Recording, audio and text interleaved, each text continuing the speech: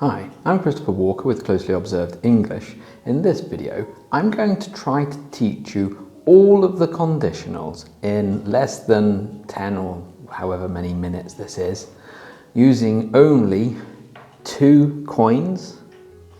And I'm never going to say first, second, or third, or even mixed.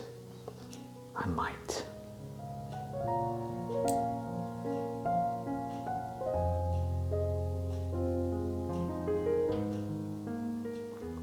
So, how is this going to work? Well, first we need to set some rules.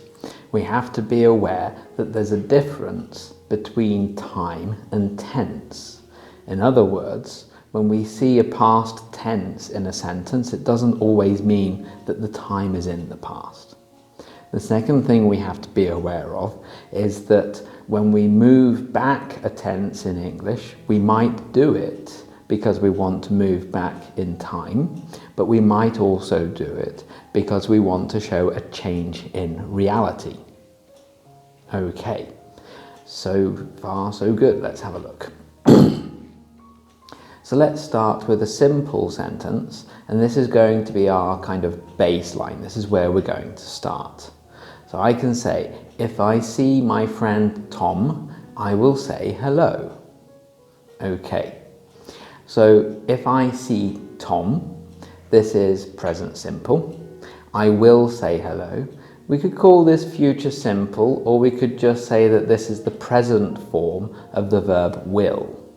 I could change this and say if I see Tom, I might say hello.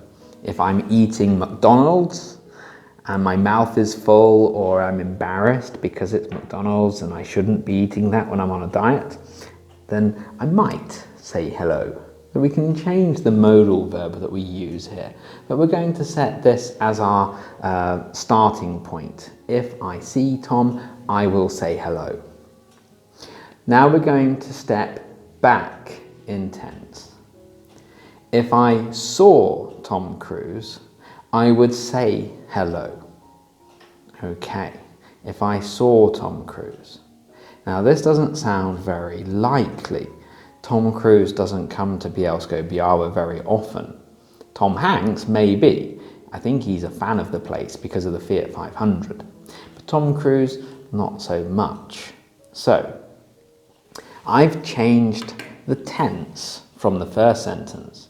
In the first sentence I said, if I see Tom, and that's present simple. Here I said, if I saw Tom Cruise, that's past simple.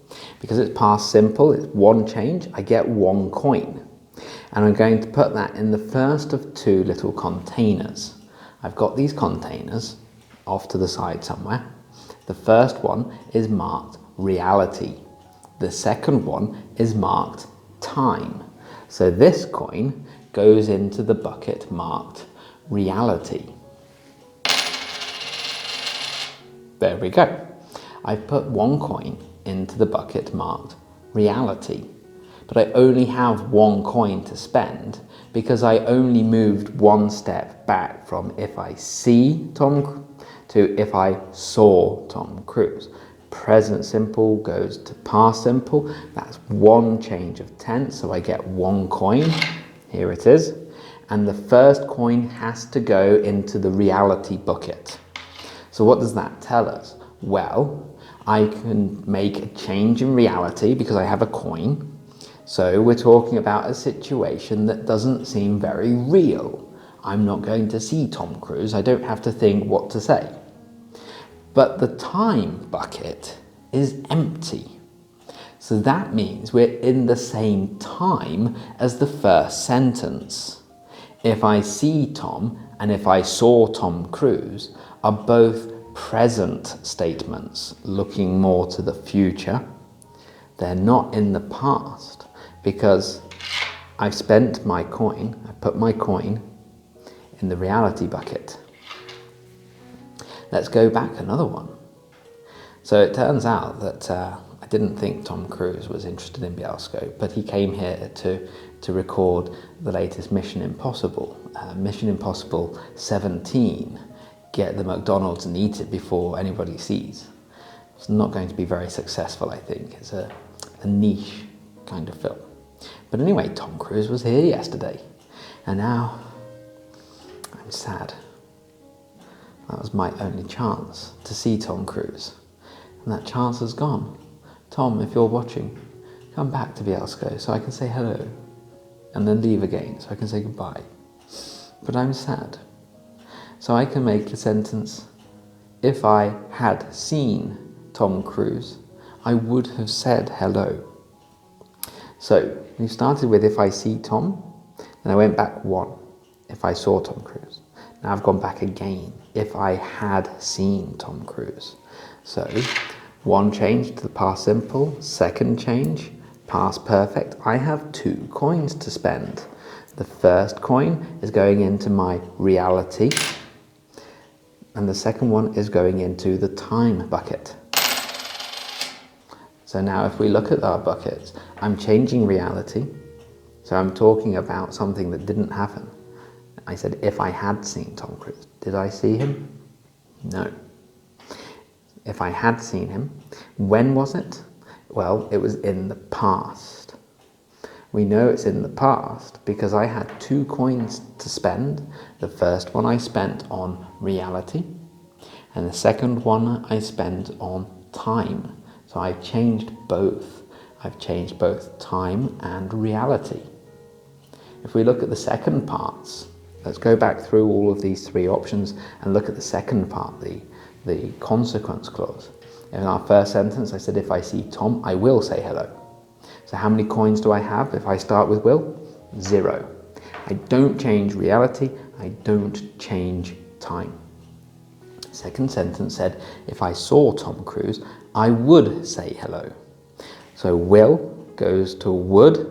How many steps back in the grammatical tenses is that? It's 1. Where do I spend my 1 coin? Well, I have to put it in the reality bucket. It's in that bucket. The time bucket is empty. So that means we're still talking about the same time. We haven't changed the time. And then the last sentence, if I had seen Tom Cruise, I would have said hello. So we start with will. We go back to would. 1 coin. From would, we make it perfect. Would to would have. 2 coins. First one into reality, as always. Second one into time. So now we've changed the time. We're in the past, but we've also changed reality. I would have said hello. Did I say hello? No, because he wasn't here.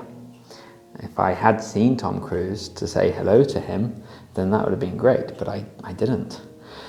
And the result is that I am sad.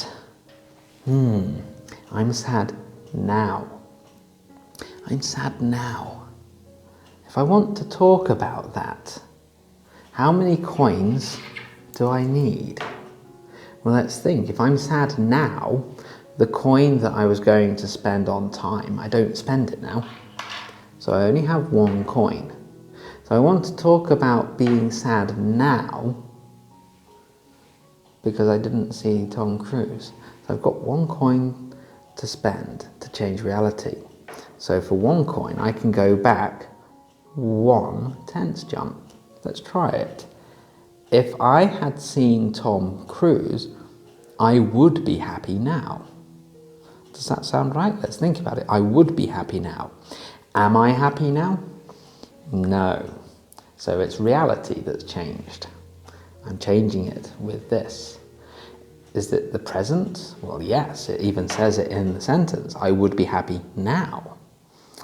There you go. So by using these coins, 1 for reality and 1 for time, we can go all the way through the conditionals, and it's just about spending a bit of money. And if you're worried about spending money, don't worry. This is only 1 zloty. It's not worth a lot. You can't really buy much with this. So this is also a cheap way to learn conditionals. So that's a bonus, isn't it? Okay. So I'd like you to think about this method. Do you think it would work for you? Would it be a good way of thinking about conditionals instead of using numbers? Does it even make sense? This is a new idea that I had, this coin system. So maybe it's not perfect yet. To make it better, I need to know how you feel about it. So leave a comment below if you think that it makes sense, if you think that it can help you to use conditionals. And if you don't think so, can you tell me why? Maybe I can make another video that will help to clear up any problems that you've got. So that's it for this time. If you enjoyed this video, please like it and think about subscribing to the channel. And until next time, thank you very much. Have a nice day.